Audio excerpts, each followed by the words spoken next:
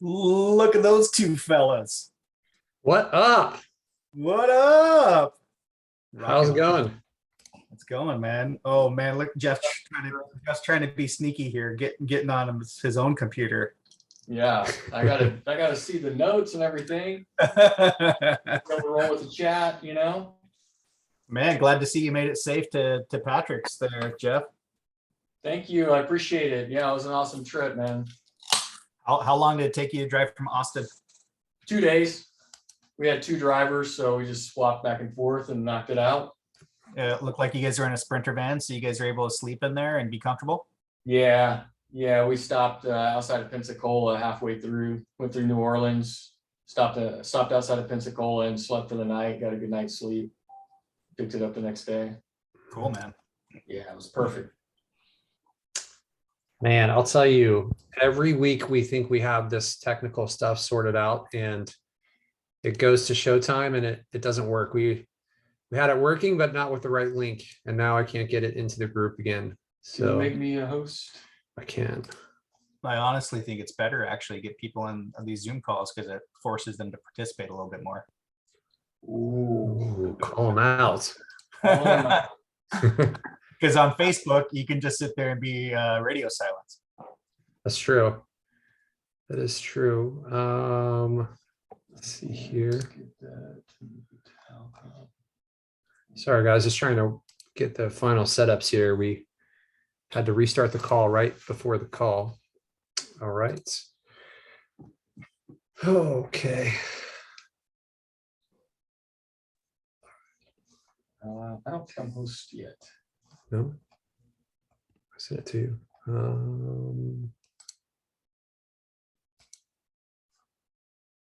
There we go. All right, cool. How's everybody doing? You got some good energy? Woohoo! There we go. Let's go.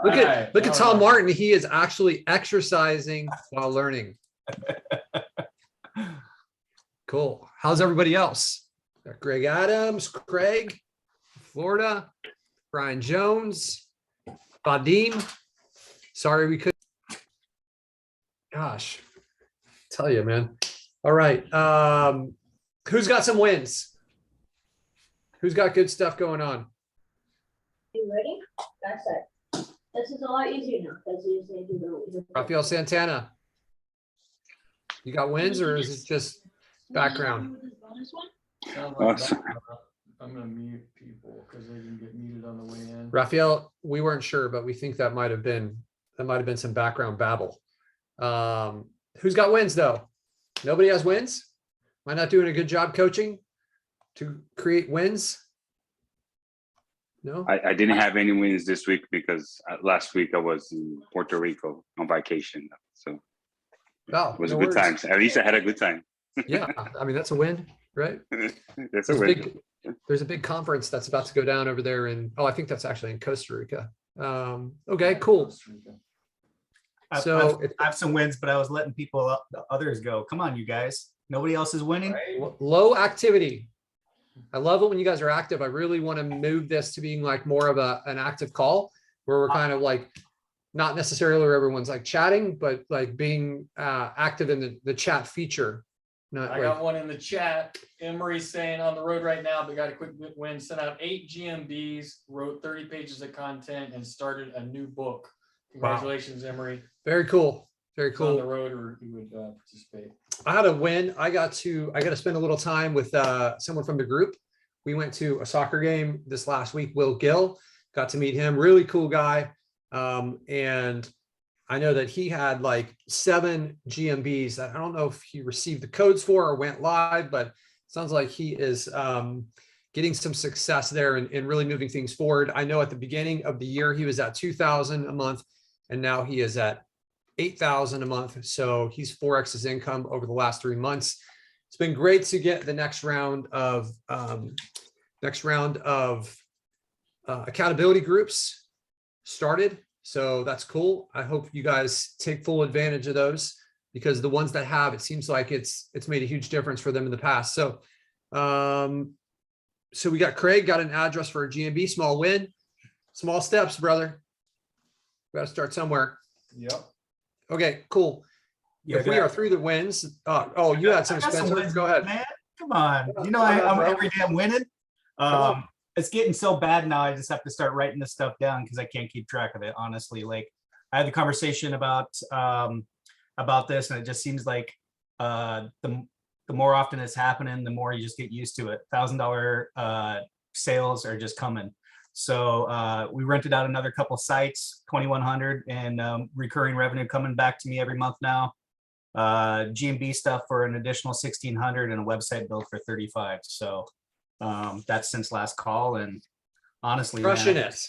I just keep pushing it, and was able to actually, since last call, determined some things that I'm willing to turn over to my team to allow me to continue to keep focused on the money making activities, because I know that, like we talked, that 40K months are right around the corner, and I need to get stuff off my plate in order to be able to get there. So turned over some stuff to my team. Also met LeadSnap Leo. If you guys haven't interacted with LeadSnap Leo, great experience. Makes service with LeadSnap a lot easier. So I'd encourage you guys to connect and then message that way through, instead of through the portal. At least for me, it was a lot more convenient, or just asking questions on processes. Awesome. Yeah, Yeah, super awesome. cool. Yeah, LeadSnap Leo is someone that has kind of been a part of my agency for, I think, 6 years now, and has spent a lot of time working with me. I will be honest, LeadSnap Leo is not his legal name, but definitely someone I trust, knows a lot about both sides of the business now. So it was really awesome transition to move him to kind of be the support on the CRM team from being in our agency. And yeah, if you guys haven't connected with him, definitely do it. If you guys haven't seen, we get a lot of chats in different places. LeadSnap Leo is definitely one you can connect with. We also have obviously the built-in chat within the application, which is really, really useful. It helps us make sure that everyone gets service correctly. Okay, cool.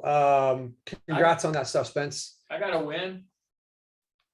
What you got? I got a win. I took the week off. From the week time off. of the call last week until this morning, I had not even looked at a computer screen for 7 days. Man, Awesome. You must have a good boss. I do. It was amazing. So I got to take some time off and spend time with friends and travel and enjoy life, and just to enjoy the benefits of living the lead gen lifestyle a little bit. But that's the longest I've taken away from a screen since 2018. So 4+ years, I think, or right around 4 years, I guess. Really awesome to feel that kind of disconnect and recharge. Awesome. Yes, absolutely. Like I was saying, I did something similar. I was in Mexico for 2 weeks. Just having that reset is so refreshing, and it brings creativity. And I tried to do this a few times where I would go and take a couple of days off, and I wasn't coming back refreshed. And I talked to someone who was kind of like a mentor to me, and they said, look, you need to take longer time off. So I forced myself to take 2 weeks off where I didn't really pay attention to work at all, which was very hard for me to do. And man, what a difference it has made. I feel completely re-energized and just happier and more creative in so many different ways. So you guys have been in the trenches for a while, and even if you don't have the results that you're searching for, maybe part of the solution is to take some time off, step back, come back recharged. It's okay. You don't have to feel guilty because you're not working. That's something that I've battled with quite a bit, where I kind of like always feeling like if I'm not working towards improving the CRM, improving my agency, that I'm not doing something right, and I should be, right? So that's awesome. I dropped a Mindset Monday in the groups with some of my thoughts on taking breaks. And then for me personally, the first couple of days, it was, I think, a little bit of an urge to be in the mode, and my mind wanted to continue to roll with the projects that I had going when I stepped out, but that ended quickly, and I was able to completely disconnect and get some rest and recharge. So it's awesome. Very cool. All right. Do we have any other wins? Nope, it doesn't look like we have any other Don't see any wins. others. All right, cool. So I've got a few things prepared for you guys. I want to give you guys a couple updates. So first off, we had an issue with the call flow that we think we have fixed, where the prevent voicemail was causing some issue for some users. So we think we believe we have fixed that issue. We also are getting very close to launching the white labeling stuff. I know that it's been kind of like a moving target, and that's how it goes. Is you know, it's really hard to understand the complexity of launching a new feature, especially one that's going to be across the entire app and allow you guys to do all sorts of different things with your own branding and from your own domains. So we're getting very close to launching that. We're going to launch it in beta. You know, hopefully, I don't want to give a time frame, but my goal is to do it, you know, within the next week or so. So it's been a long journey for us on that, and it's been constant reiterations to get it set up and to make it easy to understand. So I'm really anxious to get that one out. Today, what I want to do is I want to go over, this is what, like, Jeff and I were talking, and we're like, what can we do? Like, I know there's a lot of people in here that are kind of like between the 0 and 10K. And honestly, it doesn't matter where you are. What I'm going to share with you today, I think, can help you. But getting that first income coming in is what a lot of people struggle with. And I want to break this down to some simple steps. I've created a couple documents here to kind of share with you guys and go over some of the thinking that we did. Some of this will be review on parts and pieces from previous calls where we've gone over due diligence, we've gone over niche selection, this type of stuff. But now I've got I honestly believe that what holds back a lot of people is a lack of clarity, and they're not people aren't sure where to start. So then they don't do anything. They procrastinate, and they think, like, I don't know where to go. Maybe I'm doing something wrong. Maybe I'm wasting my time. I don't want to do that. I don't want to fail. So I'm hoping that you can use kind of what I've prepared today as some guidelines for you. All right. So Jeff, did you migrate from CallSling? What does that mean? Can we migrate from CallSling? What are you asking, Spence? No, so I was just saying, it was previously commented, I was talking about, I'm 99% of the way being migrated from Go High Level and call tracking metrics over to LeadSnap. Chuck's then had asked if anybody's migrated from CallSling to LeadSnap. And Emery said he's in the process of doing it. I thought Jeff, when I'd had a conversation with Jeff, that he was talking about migrating stuff from Yes, CallSling. I did, for sure. Yeah, so we've migrated a lot of stuff from CallSling. Like, I'm not sure how to say this without saying something bad, but so people have different goals of like client retention. Some people are trying to build the best product or provide the best customer support. Some people are going to enforce a fee if you try to leave. So we've heard that certain phone companies are starting to try to do that.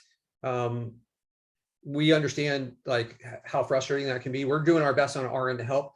I'm not sure what we can do.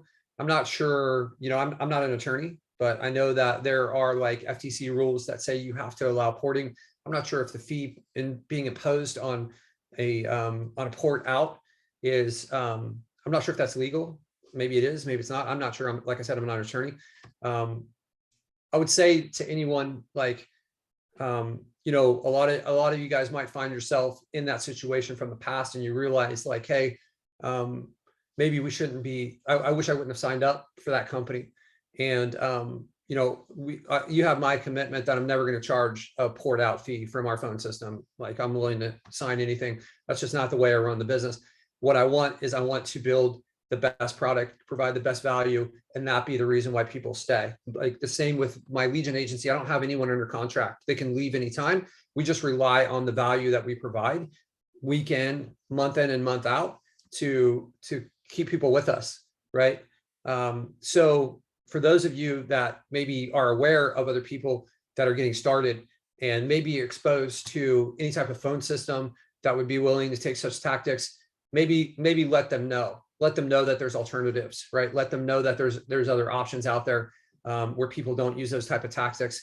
That would be one thing I could say. We're doing everything on our end to try to make that porting process from the various phone companies as easy as possible and, you know, as seamless as possible. Our phone system, the phone system is it's a complicated piece, and you know, it's woven throughout our system. Clearly, there's a lot of benefits. We've seen so many people moving over from various phone systems. We appreciate that. We're committed to making this better and better. We've got some cool changes coming with our phone system that we've been working really hard on. So it's certainly been a challenge. We appreciate, for anyone that has run into issues like this call flow issue that we have, we appreciate you guys being patient with us, and you know, we're working through these issues whenever we see them as quickly as possible. So we have some new phone pricing that we are about to release. A lot of you guys, we had realized that a lot of people have been able to use the phone system without being charged the appropriate amount of money. And essentially I've been carrying those costs. So as of, I think it was yesterday, and like any additional numbers will starting to be charged at whatever plan you are. And if you're not on a phone plan, then it's going to be charged at a la carte. So the usage hasn't been charged either, like texts and minutes. Each of the plans have different minutes. We've gone through and we basically built our plans. We found all the most popular phone providers that we could find, and we created our plans to make sure that our pricing was better at every point against every competitor. So and that is just competing with them on price only. I think you'll see not only we'll beat them on price, but all these other phone systems are phone systems. The difference with us, LeadSnap, right, is we have this whole platform. And so from a feature comparison, there may be some like features that are in some of these phone systems that we don't have yet. And I stress yet because for those of you guys that know me, I'm ultra competitive, and I'm just not willing to let people have like an advantage on us like this, like a better feature or better support. I take this stuff very seriously and very personally. But all these systems are phone system only for the most part. But when you start to mix in with like the automations and all these other things, I think it's going to be really hard when they're losing on price. And then they have all these features. They would have to build out like an entire CRM system, right? And a reputation management system and all these other pieces for it to make sense. And to have these things kind of seamlessly woven throughout the system, I think it's going to be really hard. So any of you guys that are considering this, you know, like you've seen these people that have tried our system and now they're migrating the rest of their stuff over. So, you know, we're going to keep raising the bar. We are in the process of looking for replacement app developers from, you know, we let some guys go because they were, frankly, they were just being dishonest. So we're going to be building out our app. It's going to have a lot more functionality than just the phone system stuff, like push notifications for form submissions arriving, two-way chat where, you know, when a text message comes into the line, we can have it routed right to our client. When they respond, we can have it go back as a text message. So a lot of super cool stuff that is coming down the pike with that. And not only with the phone system, but with so many other parts of the application. We have some huge goals for 2022 that we're going to be rolling out. So awesome. Spencer, I appreciate it. Thank you so much. Another win this week is jumping into an accountability group. That's awesome, Emery. Those groups they've helped so many people. All right. Am I missing anything here, Jeff? Anything? You got it. We're good. Okay, cool. So I want to kind of share with you guys, you know, I think that we make this process a lot more complicated than it needs to be. All right. So I've built out some different pieces in here. And I'm just going to go through it. All right. So let me share my screen. We're going to start off with kind of high level, and then we're going to get into more details here in just a second. All right. Can you guys see my screen? Someone? Yep. Okay. All right, cool. So this is a little calculator I built. All right. And I want to show you, I know that for a lot of you guys, the first goal is to get to 10K for whatever reason. That's like the first number that sounds cool and sexy. So this is, let's think about how we can get to 10K a month. Okay. So there's a lot of different ways to get there. So basically what we have here is the number of sites that you have built. And this, I don't want this to be confused, this success rate. So this is kind of like your current success rate. For me, my mentality is that when we first launched the site, some things are going to take off sooner than later. I'm not giving up on my sites for the most part, unless I find out that I'm in a bad niche, or you know, I'm in the like maybe the value of this stuff isn't going to be worth a lot. So at that point, I might like sell the site or abandon the site or something like that. But for the most part, certain ones are going to take off faster than others, and that's just the way it is. So let's say I built 25 sites, and within like the first like 6 months, maybe 40% of these I've had success. So based on getting 25 leads a month, if I choose my niche correctly and the leads are worth at least $40 to the person that I'm selling them to, then this right here would be 25 times 40. So that's going to be $1,000, right? So this number right here is basically calculating the revenue based on how many sites we've built and what percentage of them are successful versus how much revenue per site. So if I build 25 sites and 40% of them are successful with 25 leads a month, valued at $40 a lead, then I'm going to get to $10,000. And if we mess with some of these numbers, right, let's say that we make this like 15, right, and we churn this up to 50%, or maybe we build it where we've created more GMBs. So now we have like 40 leads, but maybe the lead value is here. So this is really simple to build, and I'm going to share this sheet with you guys, so you guys will have access to all of this. But I just want to show you how easy it is to get to this. So if we can build out 25 sites at 50% success with 40 leads a month, then this is $15,000. We don't need to pretend that we're building rocket ships and like launching them into outer space. Let's just boil this down to what the minimum it is to get to what we want, right? So let's say I do 20 sites, and this time, yep. Is that hard for you guys to see? It's just a little small on the screen. Yeah. Let's make it blow it out. 150%. What do you think? Is that easier? Yeah, sure, that's better.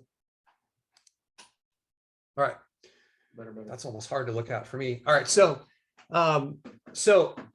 now I've got in here 20 sites, 50%. Look at that. That's $12,000. This is only 10 of your sites being successful, right? So I just like, maybe we can build our 20 sites and we can choose the right niches, right? And this is what we have to do to get to this number. There's not all this other stuff. We don't need to run Facebook ads. We don't need to like learn all this other stuff. We can just stick with the basics, right? If we have a good niche selection, the good niche selection means that we're going to choose a good city to go into. That's not super difficult. We're going to choose a niche where the leads are going to be have good value, right? So how are you going to understand? We're going to break this down now. Okay, so one of the first ones I want to start with is lead value. How are we going to understand what this number is? I don't know how to find this number. Where do I find it? So I'm going to try to answer your questions on these different things. So let's go inside our group, right? This is in both groups, whether you're in LeadSnap or lead generated. And if you go over here to more and click on files, you will see that we have this 2020 Home Advisor lead pricing list. I have this open right here. So we can look and we can see this is the high and the low. So the Home Advisor uses kind of like a range so in different cities and in different niches, the value will be different. So maybe bathroom remodel in San Francisco is different than what it costs in Dayton, Ohio, because everything is different there, right? It's a lot more expensive in San Francisco than Dayton, Ohio. So if we were to use this and we say, okay, now I want to caution you guys, this is what Home Advisor is selling their crappy leads to multiple people for, $105. This should be the bare minimum, what you guys are willing to accept when you go into these markets, because like you're not selling into multiple people, and your leads have a higher quality because they're coming through an organic source, right? If you're following what we do and someone is like searching Google, right? They're searching Google, they're finding a site, they're calling the phone number on that site. They want someone to come to their house. That's very different than when you go to Home Advisor and you share this and they're like, hey, I want to make sure I get the cheapest price, and I'm going to have 5 people call this. So these leads will be much more valuable to your client than what it would be from Home Advisor, right? So if we were to take this number, $105, that's the low end. So if we build a bathroom remodeling site and we went back over here and we say that, okay, this time, instead of $30 for our lead, it's $105. Look at that. Now, if I had 20 sites, 10 sites ranking, bringing in 40 leads, that's $42,000 a month. Let's change this. Maybe this is a little bit more competitive. So we've got, we'll say 35%. Okay.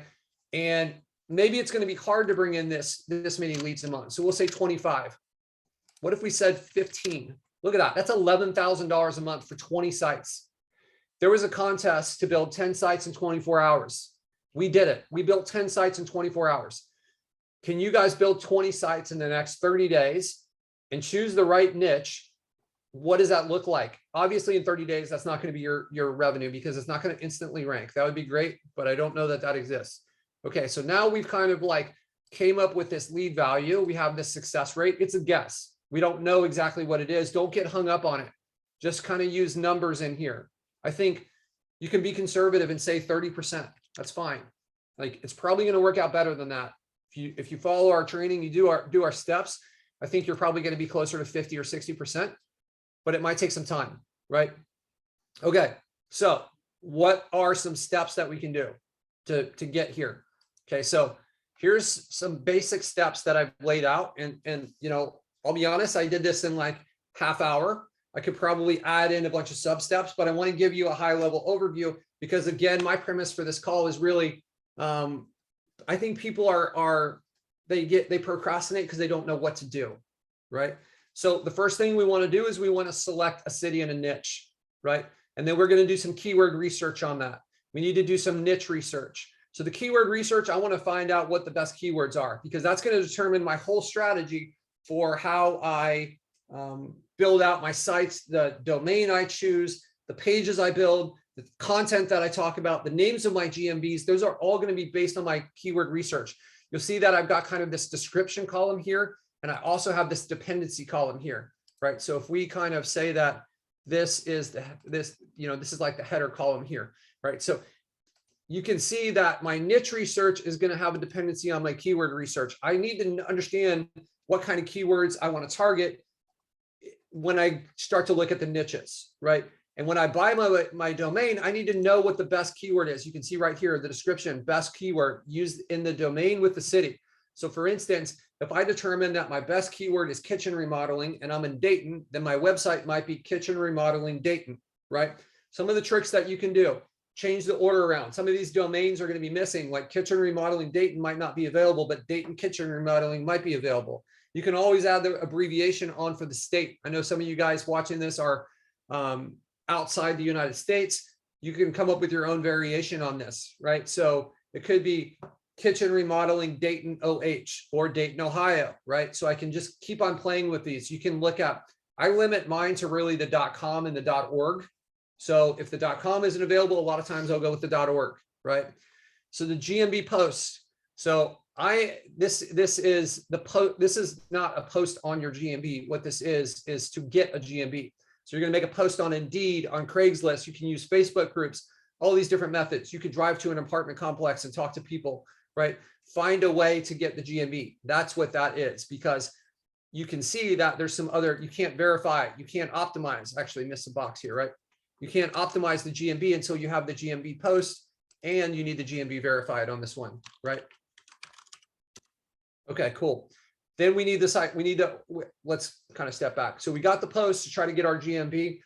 Some of these things, like this is the order that I would do it in, but you don't need to wait for like the next step. Like for instance, I make this post and now I can also have my homepage started before I make this post, but I know that this is there's dependencies on this. So I want to make sure that I get this step done early on. I want this post to be out there so that I can start this process. If it's going to take me 3 weeks to get a live GMB, then I want that 3 weeks to start as quickly as possible because there's a lot of other dependencies on it, right?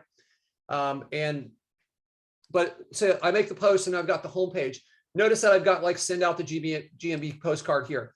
if I don't get the opportunity to send out the postcard, I'm not waiting on this other stuff, right? I'm waiting on this and optimize the GMB and some of these other things, but I can be building out my website. I can be getting backlinks. So pay attention to the dependency column more than like the exact order. This is kind of roughly the order, but some of the stuff is like dependency related and some of it isn't. So these are kind of the high level steps, right? So we can order our citations. Like I mentioned, we are about to release a citation service into LeadSnap. You can be getting reviews. Notice that you have the keyword research here, because the reviews that you want to be mentioning the keywords that you're trying to target. That's going to help your GMB rank better for those keywords. Also, you can be asking the GMB questions. Does your remodeling company do kitchen remodeling in Dayton, Ohio? Yes, we've done a lot of kitchen remodeling. We've also done, you respond to your own question. We've also done bathroom remodeling, right? So this stuff is all reliant on this GMB though, but I need to know the keyword research too, right? So this is kind of like a high level overview of some of the steps. So we have videos that cover in our documentation that we've prepared over the last year and a half. We have videos that cover each one of these subjects, right? Every single one of these is in there, right? Like I have mentioned, we're in the process of, or we're hoping to release a step-by-step course, hopefully in sometime in May. That's kind of what I'm targeting. And we're going to go through each one of these steps one by one. You will need a subscription to be able to have access to this. I'm not exactly sure how I am going to set that up, but we'll find a way. All right. So any questions on any of this stuff so far? What builder are you using to build websites? Okay, I mean, there's don't get caught up in the weeds. I think we use Oxygen Builder now, but like people have used Weebly for a long time and had a lot of success. There is Duda, which is that's an easy builder to use. Some people may have used Snaps, which essentially is a white labeled version of Duda that was marked up. It's the same exact software. We have I mean, there's all sorts of ones we use WordPress for all of our stuff. And then there's a builder within WordPress called Oxygen Builder. So WordPress is maybe more challenging to use, but it's also free. So we have hundreds of sites. We don't pay anything on a per site basis. We pay for hosting. So I think with like 400 GMB or 400 websites, we're paying like $130 a month for, and that's in WordPress, but we paid for developers to build those sites. So it's kind of like a short-term versus long-term. It may make sense just start off with Weebly, and then you can always move to WordPress. You can also hire people pretty cheap that are experts in WordPress. Learning WordPress is not something I would recommend because of the fact that you can pay someone not a lot of money who can be an expert in it. Whenever that's a situation, it's not really a skill set that you should invest your time in. Like, right, I shouldn't be like, I'm sure I could learn how to like fix my car, but I could just like pay someone and then focus on things that are going to have a better return, right? Question, do you ever use expired domains, or is it easier to just get an exact match from start and start from scratch? Yeah, so expired domains could be used. I am going to like go for the one that I want. If you it's kind of like some controversy on the expired domain thing, right? You could pick up something that has like a good history with a lot of juice, and that's great. So that's a really good way to potentially get backlinks. Like, right, you could buy these ones at auction that are maybe the company has gone out of business or they forgot to renew their domain. You could pick it up and then rebuild out the site and then send yourself a backlink, and that looks like a really strong backlink. So that PBN strategy is like very well known, and you know, it's a strong strategy. However, what if somebody has let their domain go because they've been trying all kinds of like crazy hack stuff, and then Google's like suspended their domain, and then you buy this domain and then you put all this time and money into building it out, and then it never ranks, right? That would be a pretty bad result, and that's certainly something that could happen. I think as a part of our course, I'm going to create like a whole like PBN section on how to do that. If you are not an expert at this like PBN stuff, I would avoid it, because there could be all sorts of problems. There's also theories that say like you should buy them from auction, because if the domain expires, then like Google is aware that this has been picked up by somebody else. And then like, what are they going to do about that? Right. Whereas if it's an auction, it's like a transfer of ownership from one person to another. And I don't know, it's a complicated world. If you're not familiar with it, I would just like start off avoiding it. Let's not like the thesis of this call is to really focus on the minimum to get to 10K a month. And if you're already there, focus on the minimum to get to the next level, right? So like mixing in these things like buying expired domains, we don't like, let's just simplify it. We have something that is known to work very well. We just need to follow that, right? So I would say, introduce this type of stuff after you have mastered this business model, right? Don't try to introduce it at the beginning. You can't tweak something that you're not a master of, okay? So I don't know where mastery begins, but it's certainly after 10K. If you're not at 10K, do the simple stuff right. Jeff and I were just talking about a friend that we have that has a very successful lead gen business. And we're kind of like going back and forth on this. And this guy basically just repeats the basics again and again.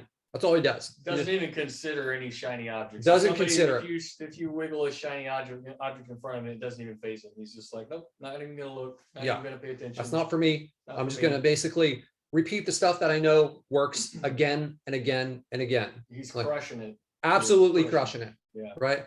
So that was one of the biggest realizations for me is it took me a couple years to get to 4K a month. And then like I went to this conference, and I think by the time I was at the conference I kind of had the realization 2 years to get to 4K. And then I had this realization like 2 months later, I went to this conference. When I got to the conference, I was at 8K. And it was kind of like a 1-2 punch at this conference. I'm looking at these guys, and a lot of you guys know I'd spent 10 years playing poker for a living.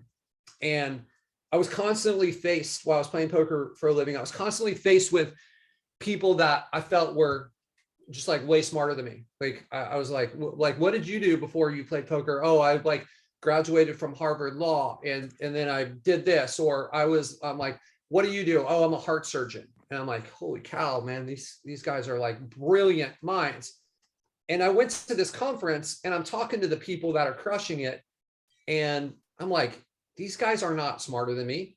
They're not better with people than me. They're not better at sales. They just like eliminated the distractions and repeated the same basic stuff more times than I have. And that was kind of like the first realization. And then I kind of had it verified at that conference. So I was just like having these conversations, asking them questions. And I'm like, man, I have been around some really smart people, and these people it's not that they were stupid. They were all really smart people, but I've been around some brilliant people that were like the smartest people that I've ever met. And I felt intimidated by them, but these people I didn't. And I was like, man, I can hang with these guys. I just need to repeat the same basic stuff more times, again and again and again. Let's not make it fancy. This is all you have to do, right? We can look at this calculator. This is what we need to do.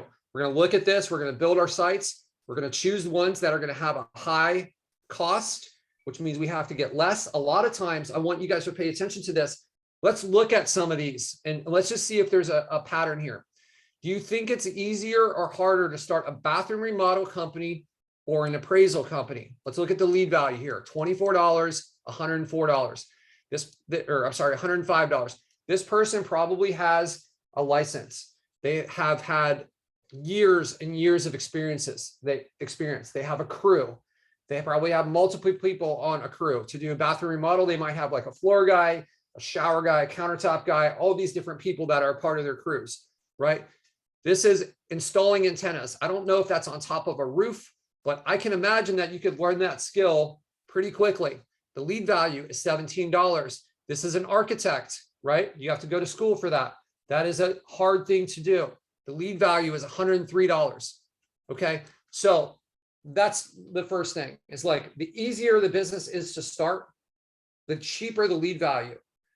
The next thing, the easier the business is to start, the more of these businesses that there will be, right? Like people don't like to do hard things. right? If we were to look at some of this stuff, and you'll see this pattern throughout this entire thing, right? Mounting TVs, $28, right? And then even locksmith will probably be, well, maybe not. Installing awnings, $26. I guess that's maybe somewhat of an exception, but the point is, you're going to see that there's a correlation between the cost of a lead and how difficult it is. And here's the good news is, as the lead value goes up, the competition goes down. Another thing is, as the lead value goes up, the sophistication of the business owner goes up. So now we're dealing with like a better potential client, right? And there's great people in all of these, and I'm not saying that, but a lot of these people that are running these types of businesses, that are running like a kitchen remodeling company, there's always exceptions to the rule, but a lot of these people are going to have like an entire business built out. They'll have a receptionist. Their phone calls aren't going to be missed because they're not somebody that's installing antennas. They've got an entire crew, because what they do is expensive, and it's taken them a while to get to the point, have enough experience where they have this. Now they've built out like an entire system. That's the type of client you want to work with, right? So you have a better possible client. You have a better lead. Your leads are going to be worth more money to these people, and you're going to have less competition. So those are some of the things. If you look at this next tab over here, the considerations. So I kind of started building this out. So the average ticket cost, I want at least $1,000, and I would prefer that maybe to be higher, even like $2,000. Let's look at the city size. I don't want to build a website when there's less than 70,000 people, and I would actually prefer it be higher, like maybe 200,000 people. So if you were to do a search, I'll go back one. You can see my search list of US cities by population wiki, right? So that's this article right here. And you'll see that I've got the cities listed by population. So here is kind of like the pros and cons of choosing the city. If I choose New York City, there's going to be a ton of demand and a ton of competition. Okay. If I choose whatever's down here on the bottom, Roanoke, Virginia, there's going to be less demand. There's going to be less competition. Okay. So I said you want a minimum of 70. So what you can do is you can come down here and you can kind of look at these cities. This is like a gold mine for you guys trying to find the markets to go into. So now you really are kind of combining this, like, let me look at the cities and let me go through different niches. So I've got a list of possible niches here for you. You can find that in our group, and we've got a list of cities. So now the question is, let's pair these two together and let's find one that is great. So what are we evaluating? Let's go back in here and look at this. License. I like it when there's a license. Difficulty. Harder, the better, right? So this is the business difficulty, business, like, I can't think. Let's do this. Business owner barrier to entry. This is going to help us remove competition if the barrier to entry is harder. I want to put this with a caveat. Okay. With caveat. I don't even know how to spell that. Is that right? Yep. Cool. All right. So if you try to go into like the spaceship building niche, there's not going to be a lot of people for you to sell to. So you want to balance how difficult. You don't want it to be super difficult where there's not a lot of people to sell, right? Another one that I want to add in here is Google Ads. We'll talk about that in just a second. Obscurity of the niche. I like it when it's obscure. That means I don't go into plumbing. I don't go into roofing or some of this like more middle of the line stuff. I think remodeling is a good niche. With that being said, like septic tank could potentially be a good one. It's a little bit more obscure. You don't have the SEO people kind of trying to target that. Also, if you choose a niche where you kind of got like more contractor type things, I think you're going to run into there's probably going to be like less SEO people that are really trying to target. It's not like dentists and lawyers and this type of thing. A lot of the SEO sharks are going to, like, for whatever reason, they really go after those. So if you kind of get more obscure, then you start to deal with, like you're going to deal with contractors who maybe they didn't go to business school, right? Or they may not even gone to college, and their websites could be their nephew watched YouTube videos on how to build. That's who I want to compete against, right? So there's a balance there. There's some correlation there with the obscurities, but you don't want to go too far off, because then you're going to start to, if it's too obscure, you're going to hurt your demand on the potential of what you can do with it. So just like take these things into account. Google Ads, what does that mean? All right, so let's say I do a search for plumber. We'll go to plumber, Dallas, Texas, right? You see these Google Ads running. I like to see that. I like to see it when I'm doing my niche research, because that means these people are willing to pay for leads. None of these, well, if this thing is not there, then that doesn't mean that I can't go in there, right? If I were to do something like deck building, maybe, I don't know. Okay, that's great. So this wouldn't be in my mind like a terrible niche, or like these are ones that I would consider, like gutter installation possibly. And I don't have like a lot of experience in these. I'm just like picking from some things. They're running ads. That means people are paying for it. So when we start to analyze these things and we go through our due diligence, some of the things I don't want to see. I don't want to see this with 124 reviews and 42 reviews. That's not what I'm looking for, right? So maybe I want to go, and I'll go into, we can go back to our cities over here, right? And I could say Tyler, Texas, that has 105,000. So, oops. Okay, still too many reviews. Like I'm just kind of like done when I see this, because I'm going to find one that has like less than 10 reviews. So what's kind of the threshold of where, like, what's a lot of reviews and what's not? Well, it's like, what can you find?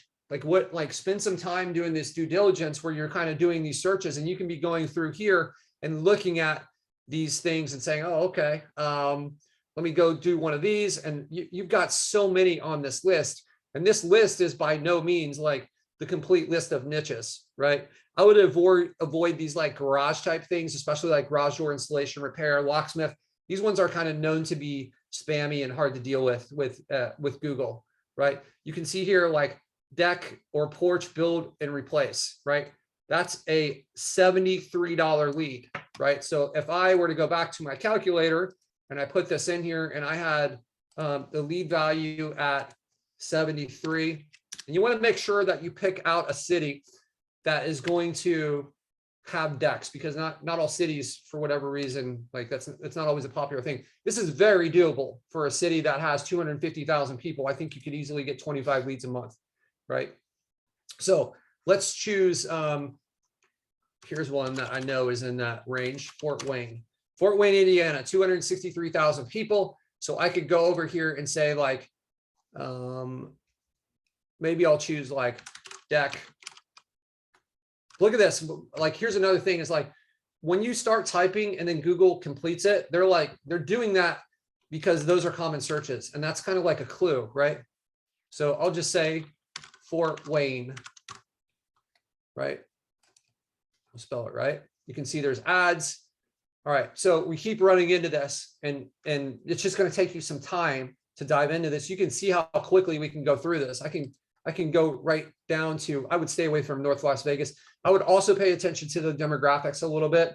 There are going to be cities that will have a good population, but they're like there's just not a lot of money there. And if you're choosing niches that have a high average ticket cost, then it needs to be in a city that has a good median income. So that's another thing that we pay attention to a lot is what's the median income level. All right, so some of the other things that I'm going to look at on these websites, I'm going to go in here, and I would be avoiding this right here, because this guy's got 37 reviews. But I'm going to go in here and I'm going to look and see what the content looks like on this site. And you can see there's like no content on that site. So for me, that's a positive. So we have a negative with the reviews. We have a positive because there's not much content. If I put this, what we call the site command in front of this, so if I do site with a colon, then I can see the pages that they have indexed. They have 7. I love that.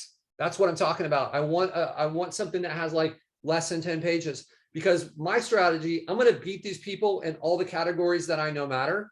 So if they've got 150 reviews and I want to beat them, that means I need more than 150 reviews, right?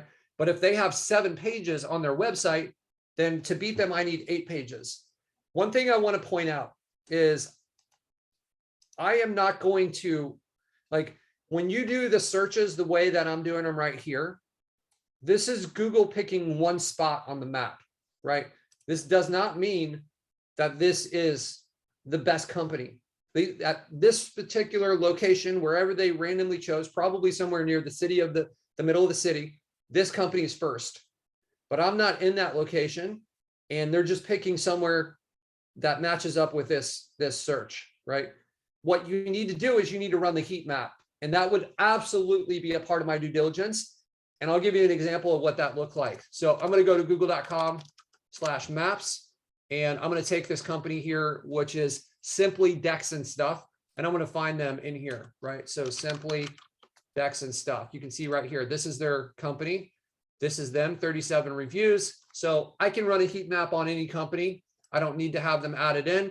I can copy this link. This is not the link I need, but if I paste it up here, it will be the link I need. It will redirect to where I need to be. Okay, so give me 1 second here, and we will pull over this awesome software that we have. If you guys haven't heard of it, it's called LeadSnap. It's super cool. What you can do is you can come in here and you can go into the GMB heat map area, and I can go back, and now I have the map URL. So I can paste this in here, and I'm going to use this map URL tab and paste that in there. And this, what we were doing was deck building, right? So for me, what I'll do is I'll set up a 1 mile grid, or 1 mile between the points, 13 by 13. So this is covering, you can kind of see it's covering pretty much all of Fort Wayne, which is good, because I want to know who is first in this area. So I'm probably not going into this, but let's assume that I found one that I'm interested in doing some more research on. What I need to know is who's the top person in the market, who is the top GMB in the market, because I don't want to do my due diligence on somebody that's just ranking good in one spot, right? And we can kind of see here, it looks like maybe I got put into a queue. All right, so we'll just give that a minute. We'll circle back to that. All right, so we're back in the considerations. We talked about the Google ads. We've talked about the steps. All right, I want to take a pause for a second. What do you guys think? Do we have questions on this? I know I'm like giving you guys a lot of information. This is recording, so you guys can play this back if you need to kind of digest all of this. I'll also share the sheet in the group that I've used here, and I'll kind of like make it a little bit prettier. What questions do we have? We got questions, Jeff? I don't have anybody asking specific questions on this, but Ari is saying one of the niches he checked in his city has less than 10 reviews for 2/3 of the businesses in the map pack, but some of the positions, 7 to 10 people have 700 plus reviews. Wow. Okay. So what's up with that? Yeah, I would, I would probably avoid that, because here's the thing is, like, let's say we're playing basketball, right? And we have this magic teleportation machine that allows us to look at every basketball game that's going on in the United States. For this example, we'll call it Google, right? So we can go, and I can go and I can look at this basketball court and be like, man, all right, that looks like there's a bunch of guys that are like 6 foot, 6'5", playing in this game. But let me go over to this other, oh, what do I got here? These guys are like 5'5", 5'10". Okay, that's better. But eventually, while I do my research, I'm gonna find some kids playing on a playground that are a bunch of 3rd graders, and I'm gonna go play with them. And they can't, because of normally in real life, they could say, hey, this is a kid's game, you can't play. But we're talking about building a website. I can build a website anywhere I want, right? They can't tell me I can't play. So I'm going to go find that game to play in. So when you see that, and like, it sounds like there's a 7-footer in there who's got 700 reviews, there's other cities that don't have that. You just need to find one of them. Just find the right combination and build there. That's the due diligence. That's the due diligence. That's what this is about. The due diligence is like finding these 3rd graders to play with, and we're going to go play basketball with the third graders instead of the people that are like, you know, in college or whatever. Right. So here's another question for you. This person named MacBook Pro, I'm not sure it's their real name. How to MacBook Pro's on here? Yeah. How to accelerate page indexation. How do you do that? Yeah, there's a lot of different strategies that you can do to do that. You could basically list your page. You can list links to your page on pages that are indexed. You could send backlinks to your page. I've heard of people like putting them into Google Sheets and making the Google Sheet like public. There's a lot of different ways. If we could take a note, I'll put together a list of how we can accelerate. There's also websites out there that I think for a small fee, they'll like help your website get indexed. I can't remember, like Index This or something like that. Yeah. Is that what it was? Something like that. Yeah. Yeah. So Yeah, there's definitely a number of Google it, ways. yeah. We'll put together a document that you guys can have. I can't think, and honestly, like it's been a while. I have my team that is managing those types of problems, and I don't know exactly how we have solved that, but it was an issue that we were facing, and I think we've done a really good job of solving it. You can also use Solutions. Google Search Console. I think you can submit it through there as well. You can. Yeah. So I mean, there's a handful of solutions right there that I think any one of those could help you with that. Do we have additional questions? Yeah, Tom here, he's not on our roadmap team, but say I have a list of niches I want to target and my list of cities with the desired population. Are there any tools that can help me iterate through all the potential combos and pull data and filtering the initial review? For example, pulling in the number of GMB reviews would eliminate 3/4 of the combinations, etc. So it's a tool to just kind of like organize the. I just kind of do an initial review, like pull in information and data from the GMB so that you can immediately filter out, say, the ones that have 700 reviews already and things like that. So you don't have to go through all that manual. So I'm not aware of an automated tool that will do that. That is on our roadmap, is to build stuff that are going to, like, you put in a city, you put in a niche, and it will gather a bunch of data and kind of like rate the score. We don't have that out yet. I have other things prioritized above it. I'm not sure of anything that exists like that, but that definitely will be something that is built in. If you guys are not familiar, we do have this tool in our system. This is where it will be. We're going to build out our due diligence tool to put a lot of these automations. We're going to connect to backlink sites. We're going to pull in like keyword data, also like reviews, all sorts of different pieces. But this is a tool that we have built in here to help you make a decision on your niche, right? So the way this works is you can make your own worksheet based on the things that you think are important. So this is our builder here. You can basically add in like text fields and checkboxes and radio buttons, and you build this out. And then when you go to the other part of our tool, you can use the worksheet that you built out. So for example, if I choose a new niche, this is going to ask me what worksheet I want to use. I have installed in your guys' accounts one that has like some basic information that we think is important. So you'll see Patrick due diligence sheet. If you use that, you'll see that there is average ticket cost, as I mentioned, is one of the most important things that I consider. The name of the city, the population of the city. This is a phone driven business, right? We don't want to have a non-phone driven business because we are running like a middleman referral system. We wouldn't want to like have a lead gen for a paint store, because then it's like they have to come in to the store, right?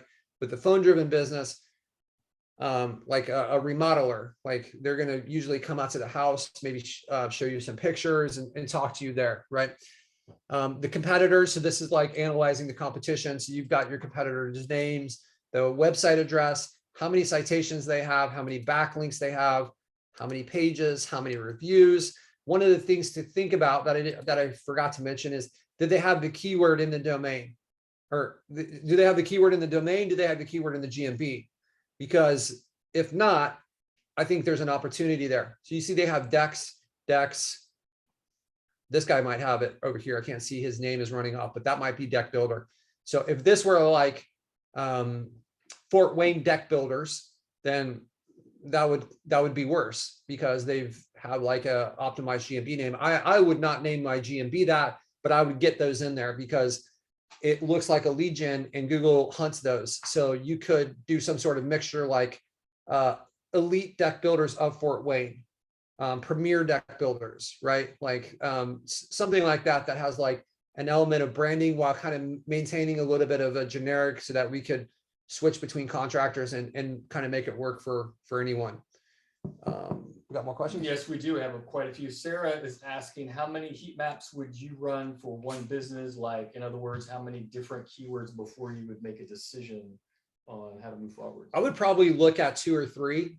One of the good things is that you can flip through the entire market with one search, right? So if I do deck building and it looks like I got put into the queue, I probably should have queued this up before, but I also like to show you it in real time and how like quickly we can do this. So, all right, let's pretend that I had run it for this like construction and roofing here, right? So I've got this existing one. These guys are ranking terrible. If I click on this, I can flip through. This is the ranking at that particular spot for all the different competitors, right? So All-Star Roofing's first at this spot. So this averages will tell you who the best is for this term and this market. It's actually this Hands Roofing LLC. And if I click on this eyeball, I can also flip it. So this is what the best heat map looks like in the market. And this is who I would do my due diligence on. And to do that, I could click on this and it's going to take me right to their GMB, which I'm not sure why I can't see it, but let's try another one. Okay. So this Culbertson Construction, if they were number 1, or even if they're in the like top 3, then I'm probably going to research them. I'm going to go and see, okay, they have 40 reviews. I'm going to go to their website. I'm going to check their website out. One of the really cool things that is this, hold on one second. Let me turn this bad boy on. So there is a free plugin from Majestic, right? You can see it right here. You don't have to have a Majestic account. I personally prefer Ahrefs, but I want you guys to be, because like Ahrefs cost money and this is free. So you just have to do their validation here that proves you're not a robot. And okay, for some reason I didn't have to do it that time, but normally you have to do their little click the bridges or whatever. So you can see that this site has a trust flow of 0 and a citation flow of 25. So just what does this mean? This is about backlinks. That's what this is about. The trust flow is a measurement of the quality of the backlinks, which is 0 for them. So they have, according to Majestic, they have no backlinks that really have any like quality value. Citation flow is the measurement of the quantity. So it stands to reason that you would want a 1-to-1 ratio for this, right? And it's usually not going to be a 1-to-1 ratio. And don't like get freaked out if it's not. But if it was like 25-2, then they've got mostly links that are not good links. That's what that means, right? Or maybe it's like a 50-10, right? They've got a ton of bad links essentially, right? So if this were like a 20-20, then I would be like, okay, that doesn't look as cool. Like I don't really like that so much. This is weak. They don't have a lot of backlinks. They don't have strong backlinks, right? So if this company, this Culbertson, here's the assumptions that you can start to make. Okay, so Culbertson Construction, notice that they don't have like roofing, which this is for a roofing company. Like they don't have roofing in their name here. I don't think, so their GMB is named Culbertson Construction. So I'm just going to make some assumptions here and I'll say, okay, so this company is ranked really well for this term. They don't have roofing in their company. They don't have a lot of content on their site. They don't have backlinks, right? So there's a number, and with these things that we know to be important that influence ranking, they have been able to achieve a solid ranking despite the fact that they're missing these things, which tells me that this could be potentially an opportunity. The thing I don't like about it is that they have 40 reviews. Okay, that's probably contributing to why they're ranking. You also want to pay attention to their pictures and like, is their GMB really built out? Here's something I don't like that I'm seeing is these look like real pictures. A lot of times you'll see like photo stock. I think Google favors pictures that are real, and you can see that they actually have their company name in this picture, right? So when I go through and I see, okay, they've got real photos. How many did they have? Have they done a good job? It looks like they've got a good amount of photos. This is why they're ranking well right here. Despite those other things, they've done some things right, which has allowed them to achieve this ranking. So what we want to do is we want to look for people that don't have this stuff. And this company is part of the way there for us. And it's not that we couldn't outrank them. It's just that it's going to take longer. And I want to get to this spot over here on this calculator as quickly as possible. And by doing this due diligence as good as possible, I can get here faster, right? This 30% can maybe be 40%, which, as we see, a small change here is a big change on the bottom line, right?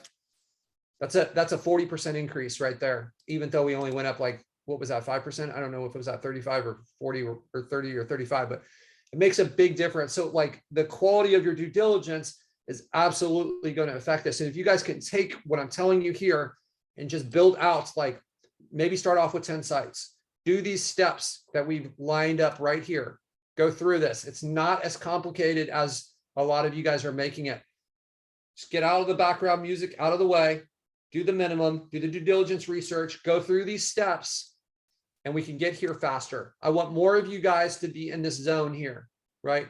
There's no reason you guys can't be there. There's nothing, this isn't rocket science or brain surgery, guys. This is very, you've got very clear step. It is that easy. I think some of you guys think like, you know, maybe it needs to be more complicated to be able to get this, because this is a lot of money, right? So if we were to multiply this by 12, right? If I said this times, what type of jobs make $175,000 for 20? What, like, that's like, let's look at some of this. What is the average heart surgeon salary?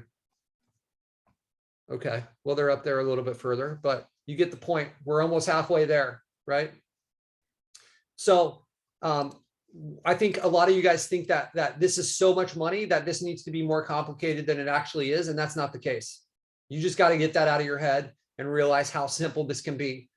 You just have to execute this formula by following these steps, taking these things into consideration. You guys can do this. All right. Any questions before we jump off here? Yeah, a couple more questions to keep it short here. MacBook Pro, his name is actually Edwin. He is asking, how many GMBs can you have on just one laptop before Google thinks they're suspicious? It's suspicious that you have so many GMBs that you're running off one laptop. So it's not really that your GMBs, there's not like this, like, I wouldn't say there's like this hard core relationship between a GMB and your actual computer. I think your IP address is probably a bigger factor.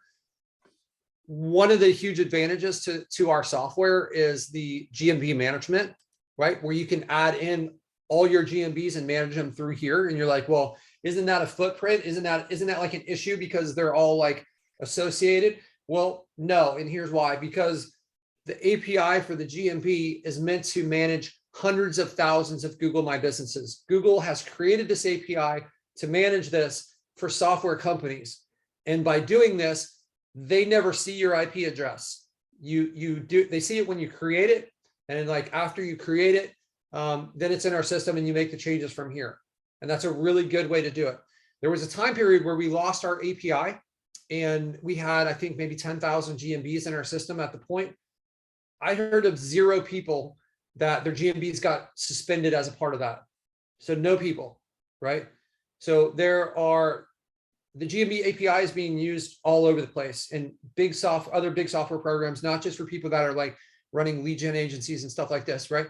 So with hundreds of thousands of people on one API, the problem that we ran into is when you have a bunch of people that are running lead gens, their GMBs will get suspended more often. And that like says like, hey, the reputation of the API is damaged. So that's why we have quarantined everyone into their own. So if you lose your API, it's because of what you did on your API. It's not related to us. So that's a great way to do it. That would be my first recommendation. Do not use a VPN. That would be the wrong way to do it.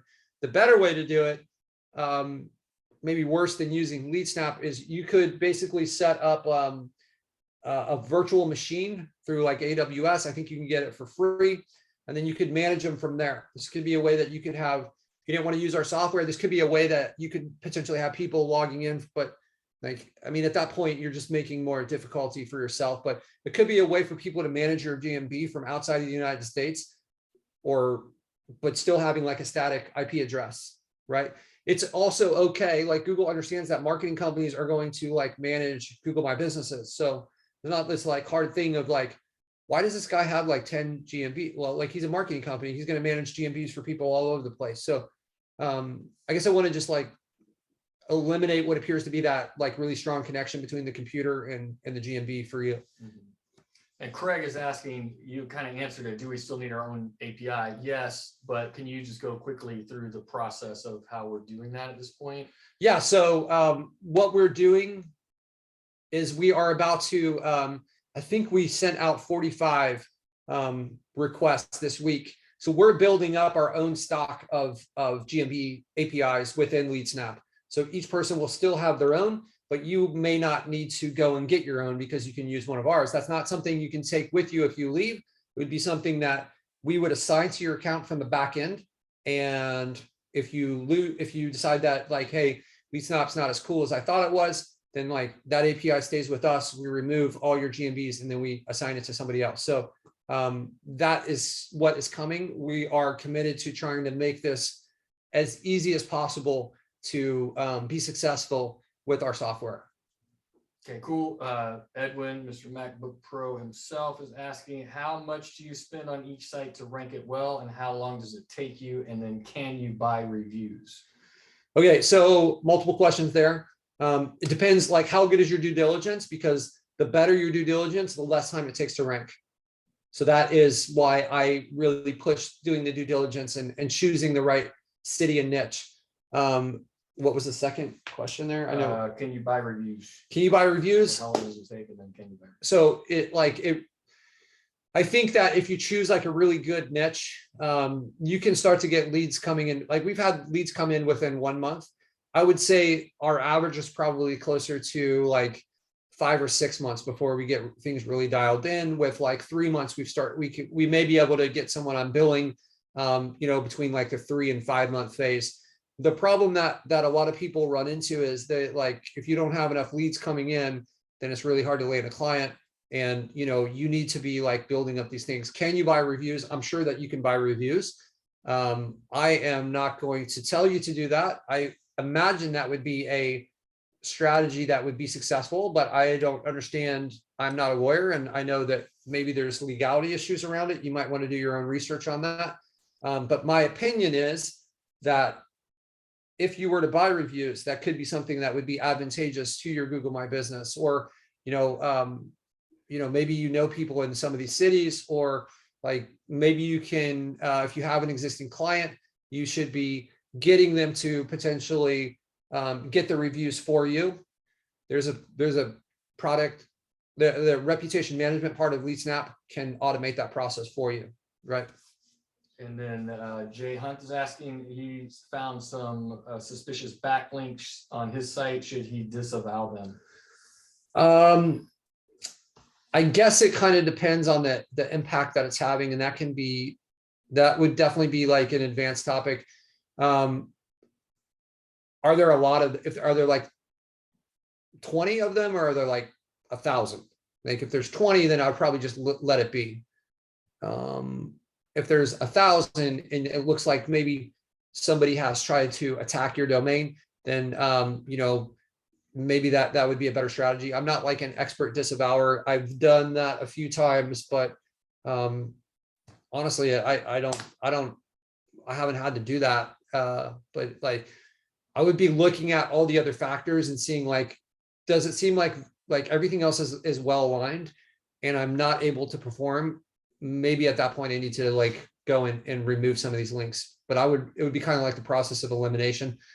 I don't want to set off any suspicion. And I feel like that's like disavowing everyone is like, that could be potentially, that could do more harm than good. Thomas is asking, what's your success ratio renting bathroom or remodeling sites when contractors are busy? I think we're writing it in there as like a 40% success rate. I would think that's fairly accurate. Wouldn't you, like 30 to 40% on any? I think the phrasing of this question is maybe taking us in a different direction. I would say, like, if they are busy, if you're producing leads, then like I would say our success rate of renting a site that's producing leads, we actually have two exceptions where, and I mentioned this before, we built a couple sites when we first got started, and we chose a service that has low value, and there's a lot of leads that come in, and we had trouble renting those.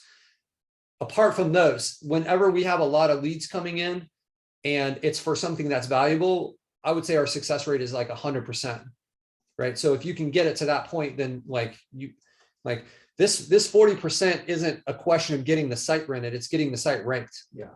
If you get the site ranked and it's producing valuable leads, then it's almost like not even sales anymore. It's just a negotiation on what the price is going to be, because these people are going to want it. And these guys that are busy, they might not be the right client for you, because like, if somebody came to me and was like, hey, I've got this like really valuable thing for you, and it's doing what I do. Like, my question, like, how do I make this a part of my business, right? Rather than like, I'm too busy. I know that you can put, $50,000 in my pocket a month, but I don't want to hire anyone. Like, that's just the wrong type of business. I want a business that wants to grow. So hopefully I answered your question. Who of you live in Austin, Texas, so we can connect? This guy lives in Austin, Texas. You can connect with him. I know there's several other people that are in that area. He's actually part of a community. One of the strategies that you guys can do is like actively search. Like, Jeff, you joined and then you got in on the ground level with some really high level marketers. Who's right? asking this question? Edwin. Yeah, Edwin. Try internet marketing party. They actually have a party tomorrow night. I'm going to be here in Florida, so I'm going to miss it. David Gonzalez is so well connected. It's ridiculous. He has a mastermind that I was able to join. I was the fourth member, and I get invited to like the dinners and speaker stuff and whatever. Super cool. You still have an opportunity to join. There's a wait list for round 2 right now. I would highly recommend that you attend that party tomorrow night. Just look up internet marketing party, just Google it and it'll come right up. He's been doing it every month for 15 years. Ridiculously connected guy. Major speakers come in. It's really cool. Also, like, Austin is a super techie city. Super hub, yeah. So there's tons of like marketing professionals and other people in that area. I would also be looking for ways to, like, for me, everywhere I go, I'm looking for like, what can I do? What can I join to level up? And it may not be something that I want to, like, let's say, like, for me, I've been bouncing around for a long time and I haven't really had this opportunity, but when we kind of like set our roots in, one of the first things I want to do is and I've spoken at events, but one of the first things I want to do is I want to take like the like public speaking classes. And I know when I get into the public speaking classes, I'm going to run into people that are like successful in other areas, other CEOs. So if you kind of like actively pursue these self-improvement things in your own area, and kind of like, you're going to just run into these people that are interesting and like very talented. And you can kind of phrase it towards the business. There's a really good site called meetup.com. I think it's free. And they'll have like, you can join groups by interest. So they have it all over the world. Yeah, I would highly recommend Toastmasters. I joined Toastmasters, I think in 08 or 09 or something. And 2 of the biggest mentors of my life that changed my life ridiculously. I was on the phone for an hour with one of them today. They're still big mentors of mine, 10, 12, 13 years later. I met them in Toastmasters, both of them. Yeah, great spot. I saw we missed one here, Sarah Bailey. Yes, Sarah. For those of us in the beginning stages of building sites, what time frame do you give a client for how long to expect a new site to be built, a 10-page site? So I always give myself more time than I would need, right? And in my agency, I would probably, and I know you said for those of us in the beginning stages of building a site, you should be able to build a 10-page site in a week, right? That shouldn't be too challenging. If you just kind of like sit down and do the work, you're gonna 1,500 words at least on the homepage, and then probably 1,000 words on like if I was building a 10-page site, it would be homepage, contact page with like 8 service pages probably, right? Depending on the niche, there may not be 8 service pages. One of the strategies that you can use, actually, we have an awesome video in our training that like I spent like 25 minutes or something going through like how to identify the content that you should write out. If you can find that, that will tell you how to determine the topics to write about for your sites that are being searched and valuable, right? So hopefully that's pretty much to the end. Brian Jones is sharing that in B2B network group. He got 6 deals in the last 2 months. Wow, that's amazing. That's an agency changing number right there. If you get 6 deals, you know, every one of those could lead to another referral, and you double that. It's like crazy. Just get your start somewhere. awesome. Hello. Where can I find? Yeah, Edwin, do you have a question?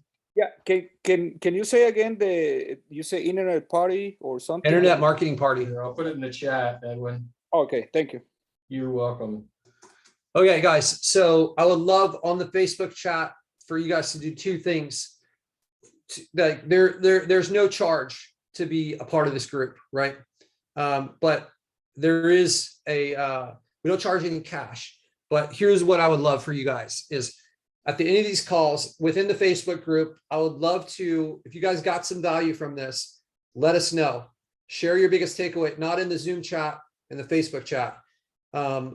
Because as soon as we shut this down, then it's gone, right? So share your biggest takeaways that you got from this call. That's the first thing.